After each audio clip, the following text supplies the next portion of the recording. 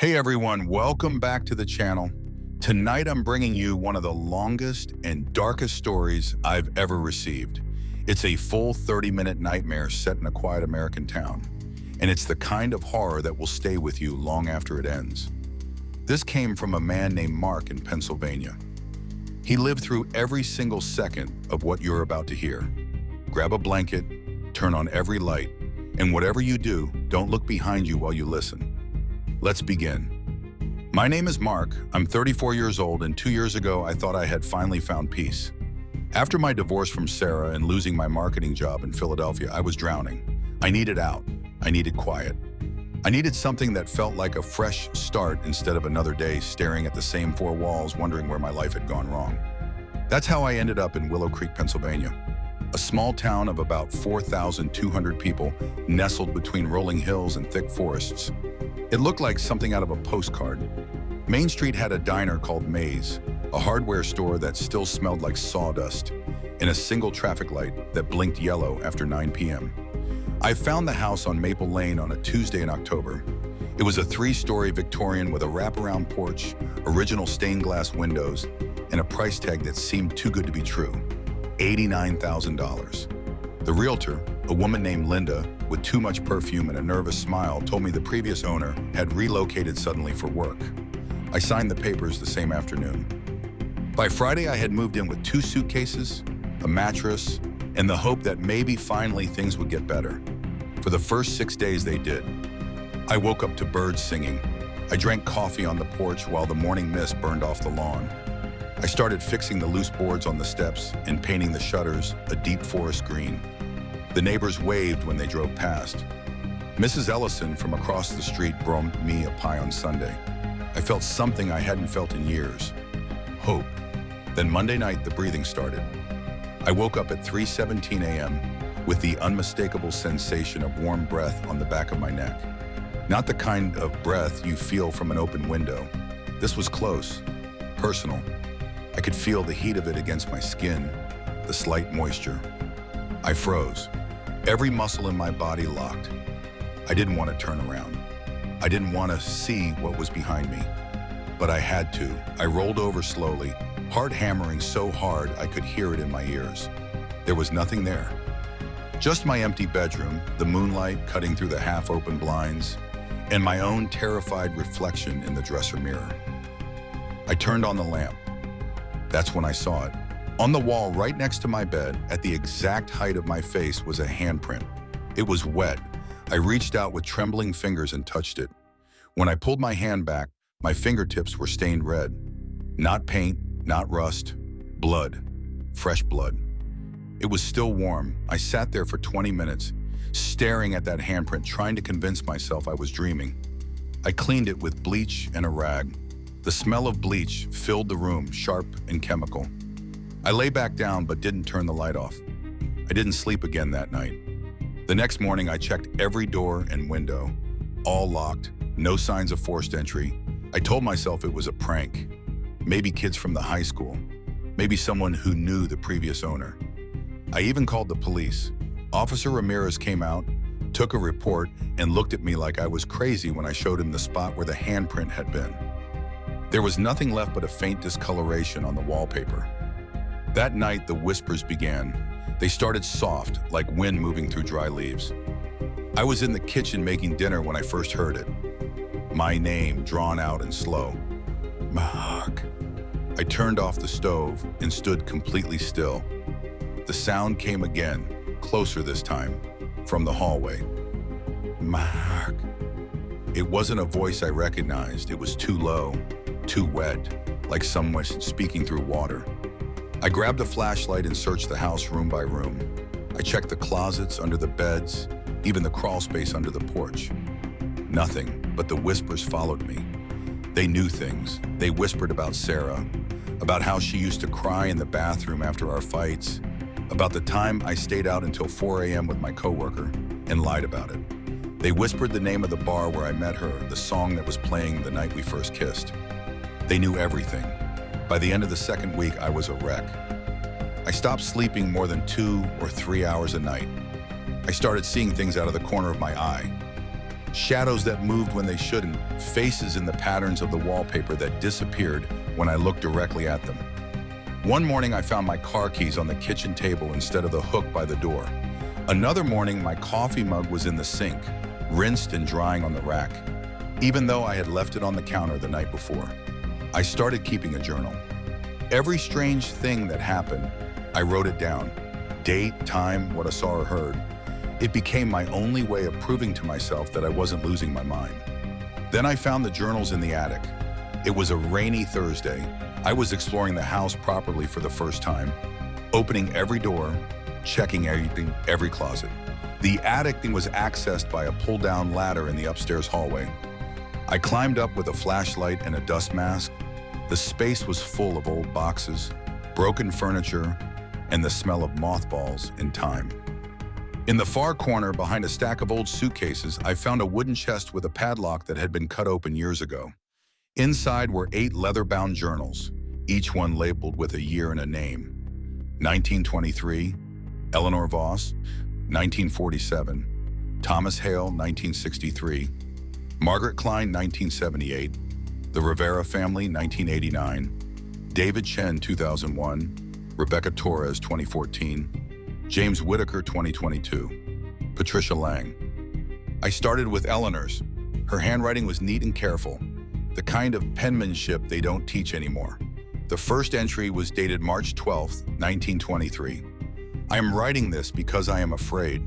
The house on Maple Lane is not a house. It is something else. It breathes. I hear it at night, like a man with a cold in his chest. Last night it whispered my name. It knew about the baby I lost at 19. It knew about the lie I told my mother. How can a house know these things? Her entries grew more frantic over the months. She wrote about handprints appearing on the walls, about waking up in the basement with no memory of how she got there, about seeing her dead husband standing at the foot of her bed even though he had died in the war. The final entry, dated October 3, 1923, was only 4 words. It's inside me now. I felt sick. I read Thomas Hale's journal next. He was a banker who moved in after Eleanor disappeared. His entries were more clinical at first. He thought the house had bad wiring and was causing hallucinations. Then the tone changed. He started describing the same whispers, the same handprints. On March 8, 1947, he wrote, I saw myself in the mirror today, but it wasn't me. The man looking back had black eyes and a smile that went too far. He told me the house has been waiting since 1897. He said the original owners made a deal with something that lives in the dark places under the ground. They gave it blood and it gave them long life. But the price was their souls, and now it wants mine. I read all of them. Every single journal ended the same way.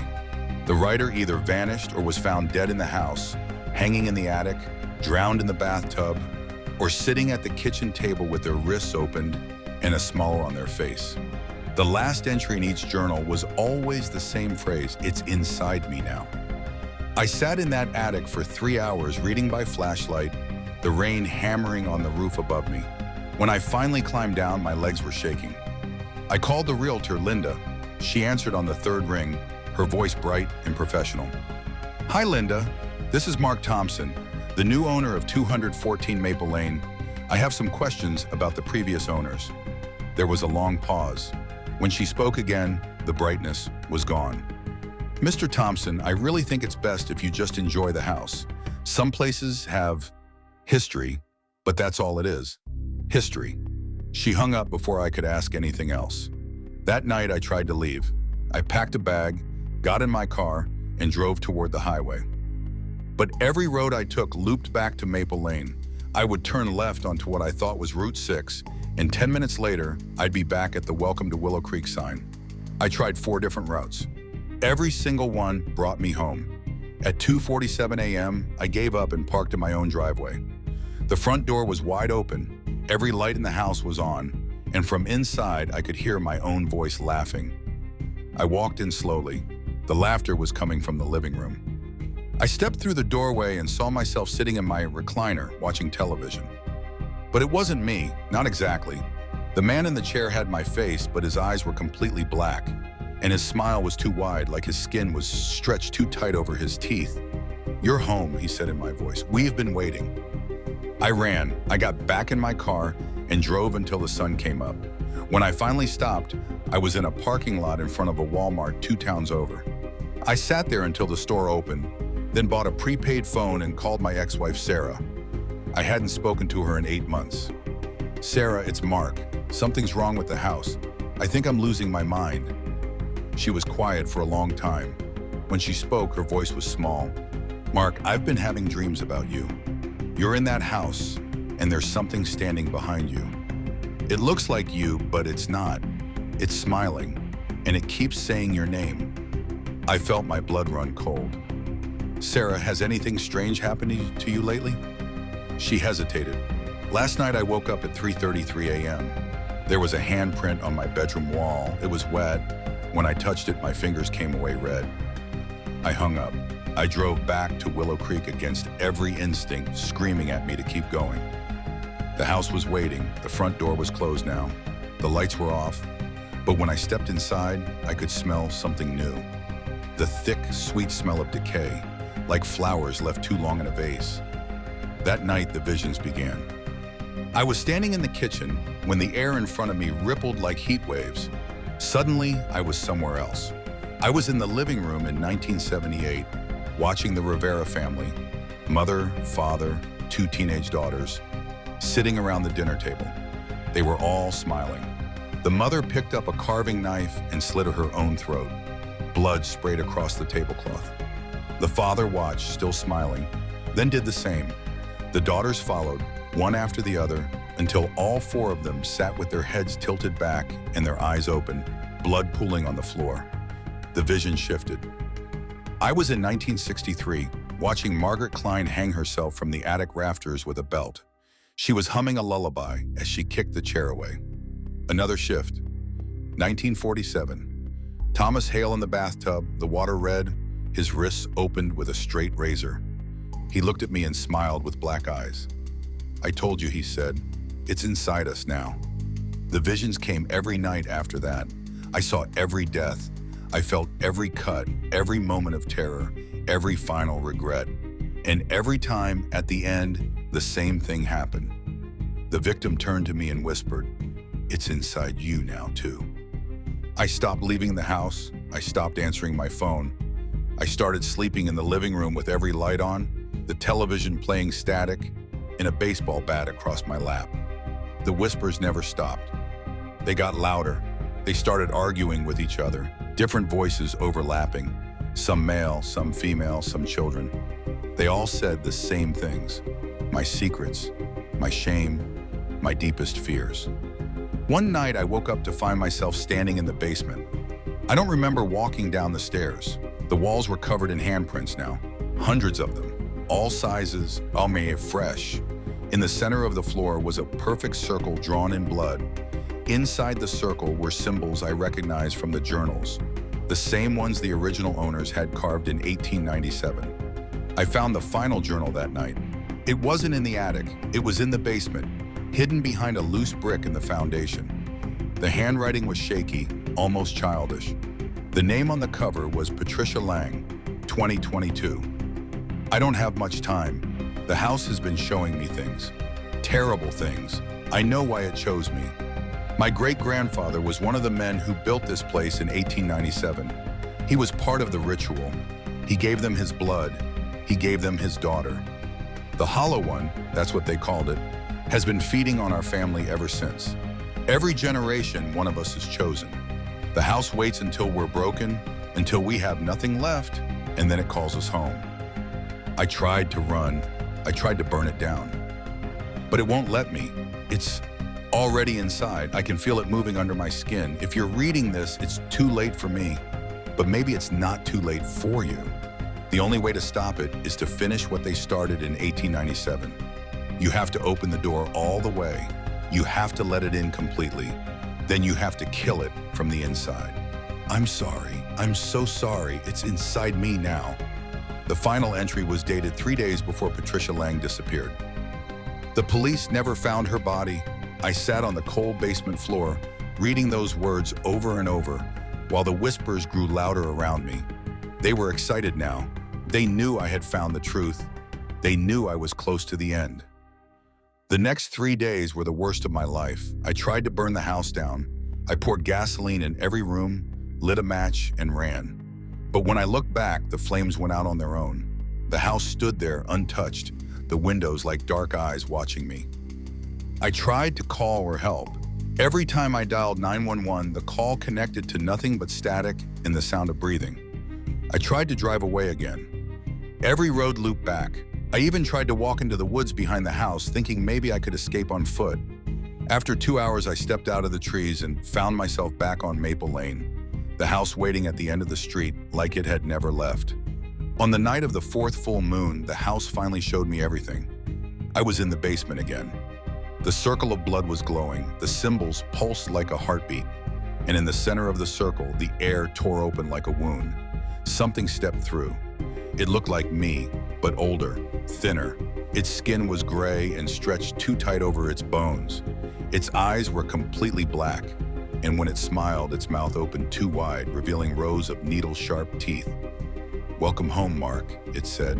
Its voice was my voice, but deeper, older, like it had been waiting a very long time. "We've been waiting since 1897. Your bloodline opened it by the door. Your great-grandfather gave us his daughter. Your grandfather gave us his wife. Your father gave us his sister. And now you will give us everything." I couldn't move. I couldn't speak. The thing that looked like me stepped closer. I could smell it. Rot and earth and something sweet, like flowers left too long in a vase. "You've been fighting us," it said, "but you can't fight what's already inside you. We've been growing in the dark places of your mind since the day you were born. Every regret, every lie, every moment of shame. We fed on them. We grew strong, and now we're ready." It reached out and touched my chest. I felt something cold and wet push through my skin, into my heart. I gasped. The pain was like nothing I had ever felt. Not physical, but deeper, like something was peeling back the layers of my soul. "We are the hollow one," it whispered. "We are the hunger that lives in the spaces between heartbeats. We are the fear that waits in the dark. And you are the final key." Images flooded my mind. I saw my great-grandfather in 1897, standing in this same basement with 4 other men, cutting his daughter's throat and letting her blood fill the circle. I saw the thing that came through the tear in the air. Not a demon, not a ghost, but something older, something that had been waiting in the earth since before the first settlers came to Pennsylvania. I saw every generation of my family feeding it, one by one, until it was strong enough to reach out and call the next one home. And then I saw myself. I was standing in this basement, carving the final symbols into my own chest with the iron knife from the altar. My eyes were black, my smile was too wide, and behind me the tear in the air was open, and something was stepping through. Something with my face, but older, hungrier. The vision ended. The hollow one was still standing in front of me, its hand on my chest. "You have a choice, Mark," it said.